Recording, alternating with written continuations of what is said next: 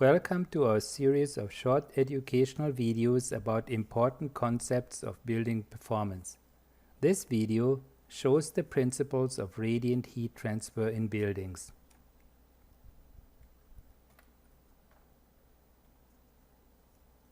Radiant heat transfer requires the emission of infrared waves from the warmer object to the colder object. Radiant heat transfer does not need flowing air, nor does it need direct touch.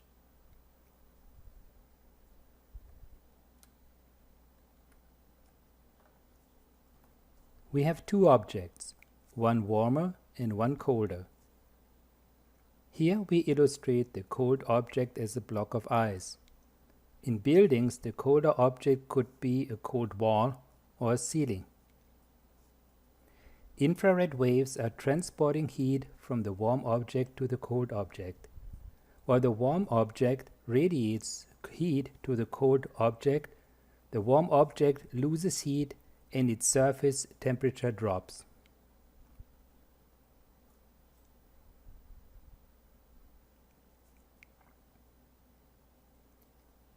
Radiant heat transfer requires a temperature difference between objects.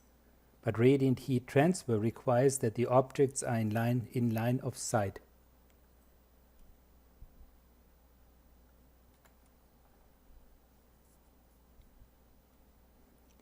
In this illustration, we indicate an obstruction placed between the warm and cold object. This object stops the flow of radiant heat as long as the object, which is the obstruction, does not heat up itself, since in that case it would also start to radiate heat. A good practical example for an effective obstruction of radiant transfer of heat is the radiant barrier.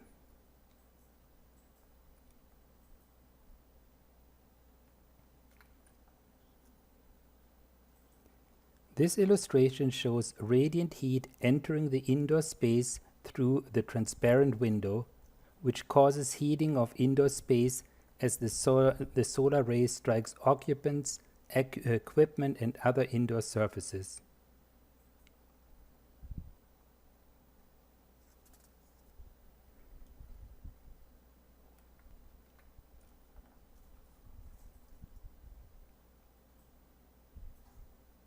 In this case, we are adding an exterior shading to lower the amount of heat gain resulting from solar rays passing through windows. As we can see, the amount of solar gain can be significantly reduced by the shading.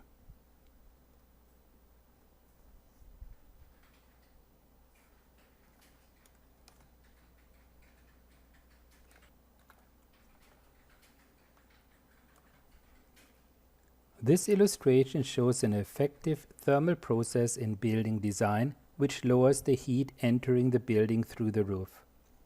This is the working principle of a radiant barrier. We start with the situation without the radiant barrier. In our illustration, solar radiation heats the roof and heat is absorbed by the roof material. As the interior roof surface heats up, heat radiates from the inside of the roof through the unconditioned attic towards the ceiling of the living spaces below the attic. In this case, the ceiling of the living spaces would receive significant heat and would in turn heat up the living room below.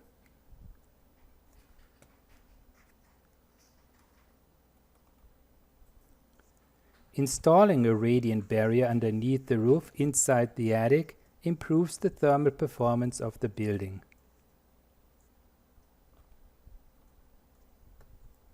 The radiant barrier significantly reduces the amount of radiant heat flowing towards the ceiling of the living space. The heat that accumulates in the airspace between the roof and the radiant barrier is best removed by convective heat transfer from upward draft.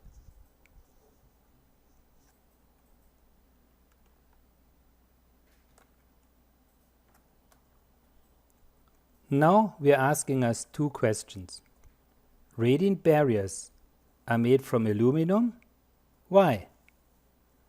Roof surfaces are typically not made from aluminum. Why? The following discussion will help us to understand and answer these two questions.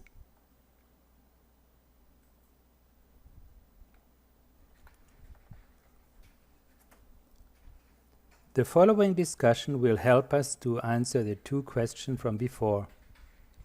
This slide shows us a heat balance for the roof surface. We define a control volume for which we establish a heat balance, and the control volume is the red frame.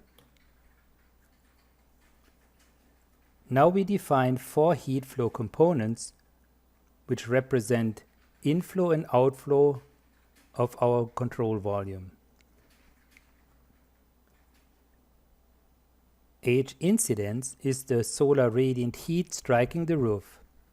This is a heat inflow into the control volume. H reflection represents the heat reflected from the roof surface. The more heat is reflected, the less heat is absorbed by the roof. H refraction is a heat outflow from the control volume. Heat emitted is the radiant heat emitted from the roof surface due to the temperature difference between the roof surface and the ambient exterior temperature. This is a heat outflow from the control volume. H absorbed is the heat that is absorbed by the roof surface and enters the building interior. This is a heat outflow from the control volume.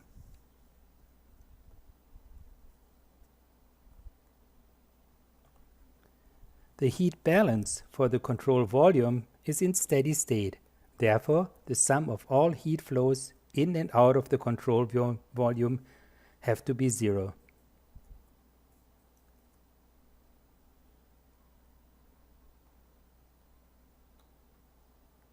As we solve the equation for HA, this is the H absorbed, we see that HA, the smaller, the higher heat reflected and with a higher H heat emitted. Since our goal is to reduce the amount of heat absorbed by the roof construction HA, the values of heat reflected and the heat emitted must be increased. Very commonly, the heat reflected by the roof surface is readily recognized as the main benefit of so-called cool roofs. But the heat emitted is also very important to lower the heat absorbed by the roof.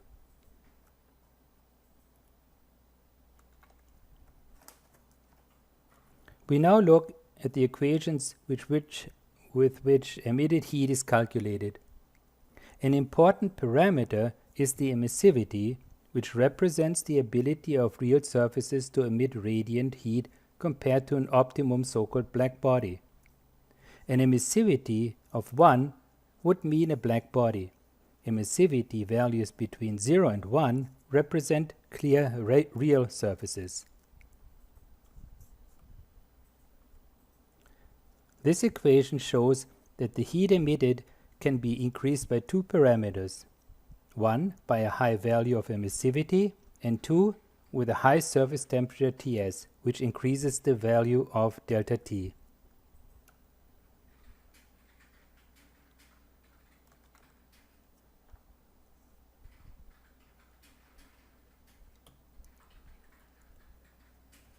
Let's use this new understanding to answer the 2 questions from before about the unique thermal performance of aluminum.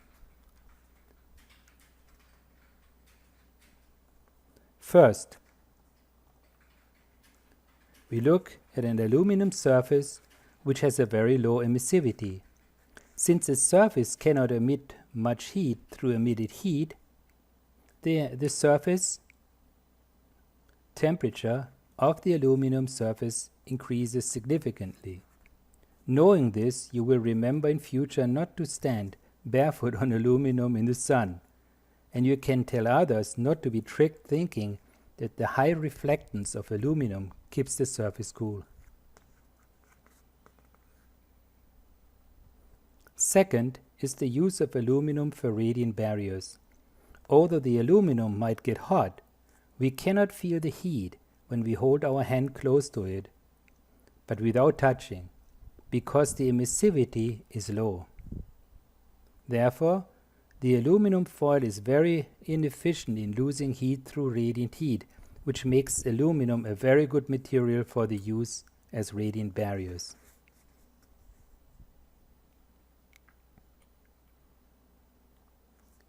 We now come to our self-learning assessment. Let's see how much you remember from our discussion. The self-assessment is an important step in the learning process. You can either contemplate or answer the questions yourself, or you can discuss the questions with friends and colleagues.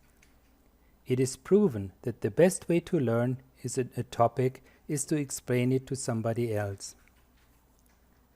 You see several self-learning assessment questions below. Please try to answer them. You might want to review portions of this video. Thanks for trying. 1. What is the main difference between radiant heat transfer and conductive heat transfer? 2. Why cannot we feel a hot or cold object when we cannot see it? How does a radiant barrier work? And why is it typically made of aluminum foil? Why would you not use aluminum as a roof surface?